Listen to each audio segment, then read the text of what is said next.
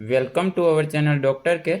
તો આજે આપણે આ વિડીયોમાં એ જોવાના છીએ કે રાઉન્ડ 1માં 2023માં open, EWS, SCBC, SC, ST category માટે કટ ઓફ કેટલું હતું અને 2024માં રાઉન્ડ 1 આવશે એમાં એક્સપેક્ટેડ કટ ઓફ શું હોઈ શકે.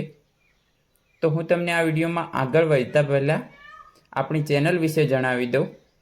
તો આ ચેનલ પર તમને મેડિકલ એડમિશન પ્રોસેસની સંપૂર્ણ માહિતી પૂરી પાડવામાં આવશે.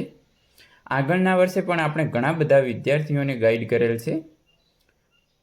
તો તમે આ ચેનલ સાથે જોડાઈ રહેવા માટે વિડીયોને લાઈક અને ચેનલને સબસ્ક્રાઈબ કરો, જેથી કરી અમને પણ નવા વિડીયો બનાવવા માટે મોટિવેશન મળતું રહે.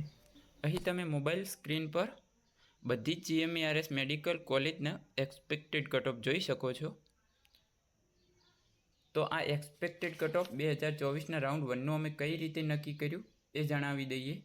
તો કે નીટના પેપરના ડિફિકલ્ટી લેવલને જોઈને ઘણા બધા વિદ્યાર્થીઓનો રિવ્યૂ એ હતો કે નીટનું પેપર 2023 કરતાં 2024નું સહેલું હતું. બીજું કારણ એ છે કે નીટના કેન્ડિડેટમાં થયેલો વધારો.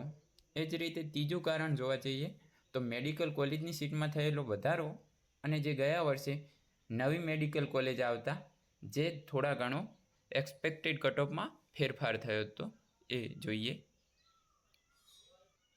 અહીં આપણે જોવા જઈએ તો GMERS મેડિકલ કોલેજ સોલામાં ઓપન કેટેગરીમાં 2023ના રાઉન્ડ 1માં 608 માર્ક હતું. તે 2024ના રાઉન્ડ 1માં 629 જવાની શક્યતા છે. એ જ રીતે GMERS મેડિકલ કોલેજ ગાંધીનગરમાં રાઉન્ડ 1 2023માં 599 માર્ક્સ હતું. તે 2024ના રાઉન્ડ 1માં 623 માર્ક જવાની શક્યતા છે. GMERS વડોદરા જેમાં 2023માં રાઉન્ડ 1માં 594 માર્ક્સ હતી, જે 2024ના રાઉન્ડ 1માં 615 જવાની શક્યતા છે.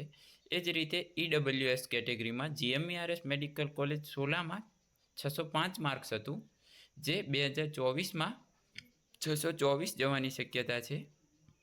એ જ રીતે SCBC, SC અને ST કેટેગરીના મેરિટ લિસ્ટ આપેલા છે. અને એ જ રીતે આપણે દરેક GMERS મેડિકલ કોલેજ GMERS સોલાથી લઈ GMERS ગોધરા જેમાં નવી આવેલી મેડિકલ કોલેજ પણ આપણે સમાવેશ કરી લીધો છે. અહીં માત્ર GMERS મેડિકલ કોલેજના જ એક્સપેક્ટેડ કટ ઓફનો આપણે વિડીયો બનાવ્યો છે. જો તમારે ગવર્મેન્ટ મેડિકલ કોલેજ અને પ્રાઇવેટ મેડિકલ કોલેજનો વિડીયો જોઈતો હોય તો તમે મને કોમેન્ટ સેક્શનમાં જણાવી શકો છો.